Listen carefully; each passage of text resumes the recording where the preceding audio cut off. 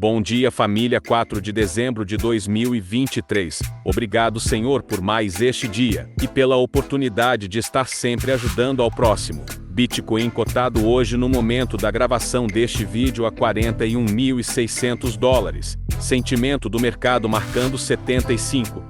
Dólar cotado a R$ 4,88. Herdeiros de Bitcoin podem enfrentar um pesado fardo tributário, chegando a uma alíquota combinada de 110%. Surgem mais de 300 criptomoedas após xingamentos de Elon Musk. Bitcoin atinge nível de $40 mil pela primeira vez desde maio de 2022. O presidente de El Salvador, Nayib Bukele, renunciou ao cargo de presidente após a aprovação da Assembleia Legislativa do país. Essas e muito mais notícias agora no seu canal de notícias diário. Se você ainda não é inscrito, não perca tempo, se inscreva para se manter atualizado, ative as notificações e compartilha. Agora bora pro vídeo.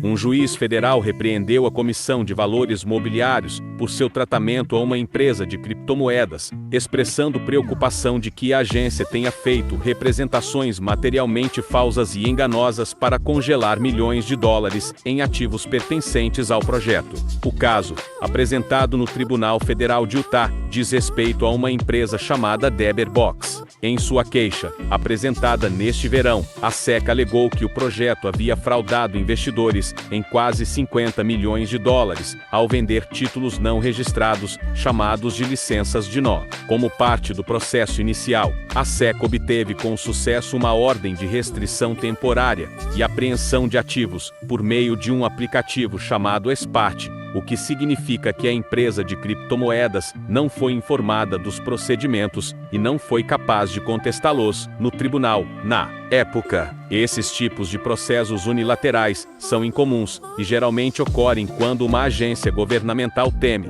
que notificar o réu resulte em sua destruição de provas ou transferência de ativos para o exterior.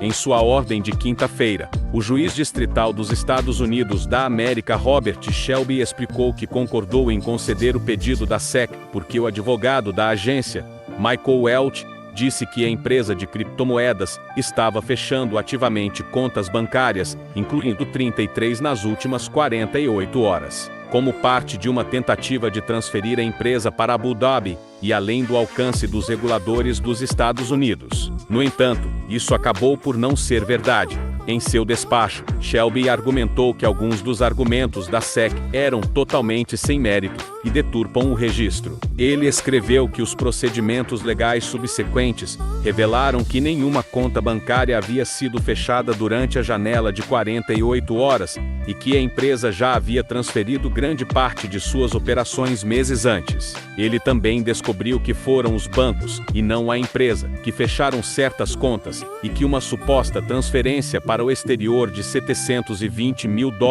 que a SEC usou para justificar a apreensão SPAT tinha sido, na verdade, uma transferência doméstica. Shelby escreveu que estava incomodado com a deturpação do advogado da SEC sobre os fechamentos de contas porque havia outro advogado na tela, bem como 2 funcionários de investigação fora da tela, que não esclareceram ou corrigiram a declaração do advogado, nem foi abordada em documentos posteriores. O juiz também argumentou que a SEC acusou a empresa de criptomoedas de bloquear os investigadores de visualizar suas redes sociais, dizendo que a agência não mostrou nenhuma evidência que sugerisse que a empresa sequer soubesse de qualquer investigação. Diante de tudo isso, Shelby concluiu que a SEC possivelmente enganou o tribunal em sua descrição dos fatos usados para justificar as ordens anteriores. O tribunal está preocupado que a comissão tenha feito declarações materialmente falsas e enganosas que violaram a regra 11b e prejudicaram a integridade do processo,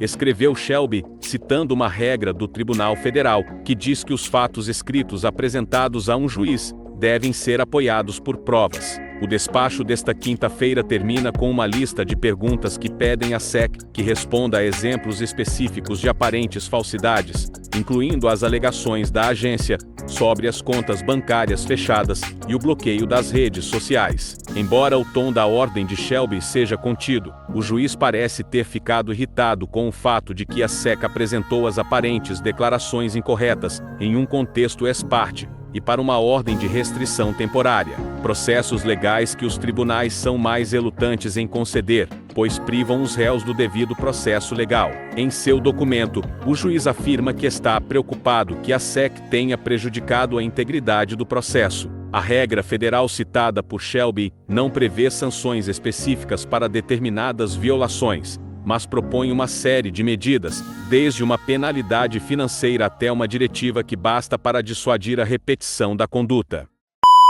O duelo legal entre a Comissão de Valores Mobiliários dos Estados Unidos e a Kraken, uma das principais exchanges de criptomoedas, parece mais uma tentativa equivocada da SEC de exercer controle sobre um setor que desafia fundamentalmente uma cartilha regulatória desatualizada. O processo não é apenas uma repetição das falhas passadas da SEC, é também um exemplo gritante de excesso regulatório que não consegue compreender a essência das criptomoedas. Essa classificação incorreta pela SEC revela uma falta de compreensão das características únicas das criptomoedas, que funcionam como ativos descentralizados, muitas vezes com características de utilidade ou moeda, em vez de títulos convencionais. Uma das questões mais marcantes é a ausência de neutralidade tecnológica, o princípio de que os marcos regulatórios devem se aplicar igualmente a todas as formas de tecnologia, sem favorecer ou penalizar nenhuma em particular. Essa falta de neutralidade não apenas atrapalha a inovação, mas também atinge injustamente plataformas que estão se esforçando para trabalhar dentro do cenário regulatório. O processo da Kraken deve se tornar outro exemplo do fracasso da SEC em regular com sucesso a indústria cripto, semelhante ao resultado de suas ações contra a Coinbase.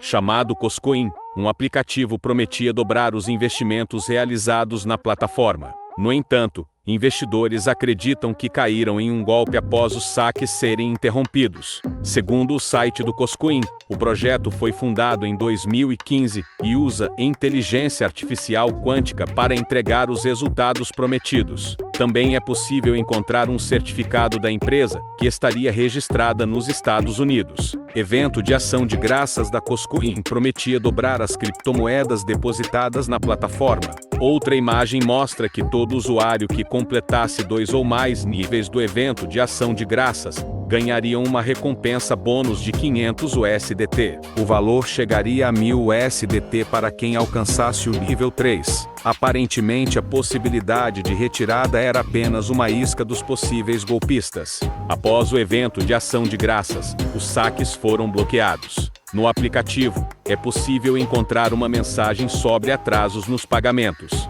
Devido à grande quantidade de fundos envolvidos neste evento de dia de ação de graças, a Coscoin precisa pagar impostos e aguardar que o departamento fiscal verifique o pagamento, aponta o comunicado da Coscoin. O Bitcoin fez um retorno triunfal ao limite de $40 mil, um número inédito desde o auge de abril de 2022. Isso incluiu um rápido salto de 2% em 24 horas, marcando um pico de 19 meses para a criptomoeda. Os ventos especulativos são ainda mais alimentados pela potencial aprovação de um fundo negociado em bolsa, ETF, de Bitcoin à vista nos Estados Unidos. O evento de halving do Bitcoin, por sua vez, só deve fornecer ventos de cauda adicionais para o preço do BTC nos próximos 5 meses.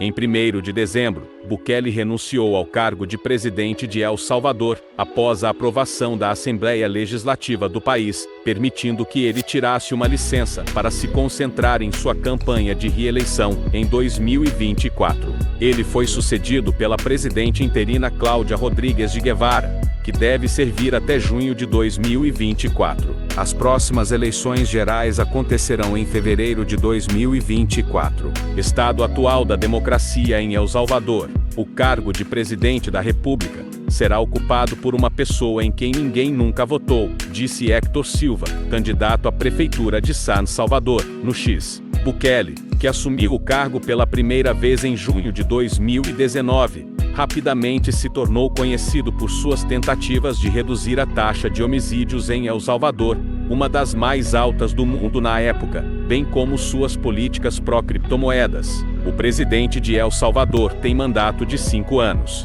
Antes de setembro de 2021, a Constituição do país exigia que os presidentes esperassem 10 anos antes de concorrer à reeleição. No entanto, a Suprema Corte de El Salvador decidiu na época que um presidente pode cumprir 2 mandatos consecutivos. Assista agora um trecho do vídeo de sua saída da presidência. Con ustedes, Su Excelencia, el Presidente de la República, Nayib Bukele.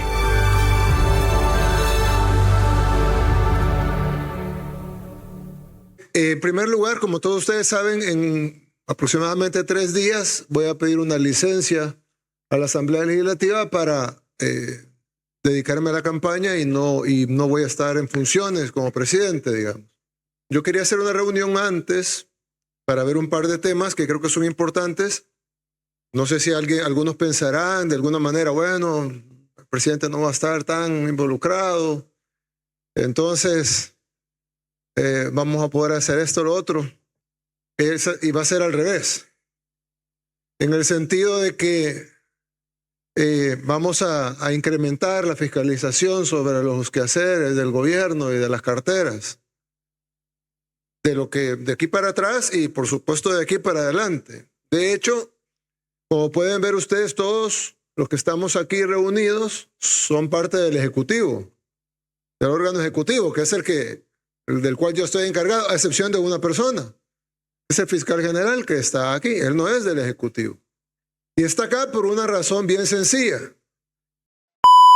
Nos últimos 3 dias, o mercado foi inundado com criptomoedas inspiradas em Elon Musk, que em recente entrevista, mandou alguns anunciantes do Twitter X irem se full. A declaração do bilionário desencadeou a criação de centenas de novos tokens suspeitos, alguns alcançando capitalizações de mercado superiores a 20 milhões de dólares. O token GFY, abreviação de Go Fuck Yourself, liderou o movimento. Ele foi lançado logo após Musk dirigir palavras controversas a anunciantes que estavam se retirando de sua rede social X. Desde que Musk fez a declaração, mais de 300 tokens GFY foram criados em várias redes, incluindo Ethereum e BNB Chain, com capitalizações de mercado variando de menos de 10 mil dólares a mais de 20 milhões de dólares. Para aqueles que ainda não assistiram ao vídeo, ou mesmo aqueles que assistiram e querem ver de novo, segue um trecho da entrevista. You don't want them to advertise? No.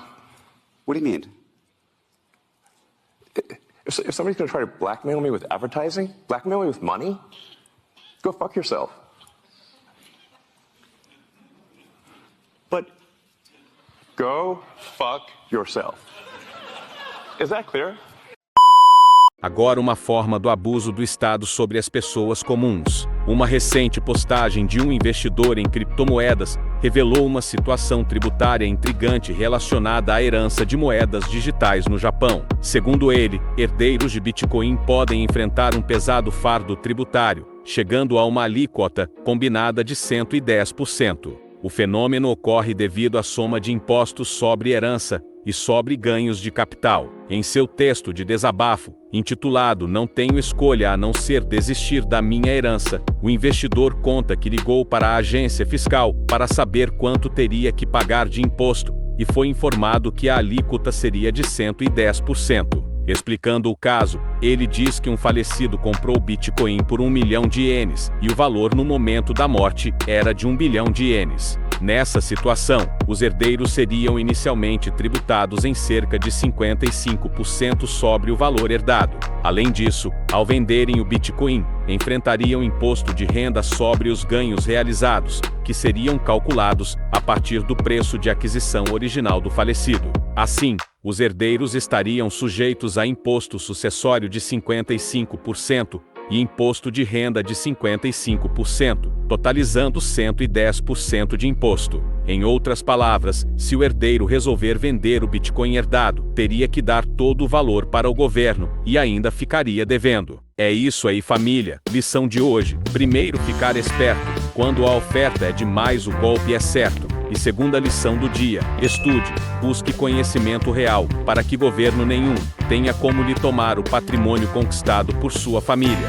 O Bitcoin, se você souber comprar e guardar, governo nenhum lhe toma.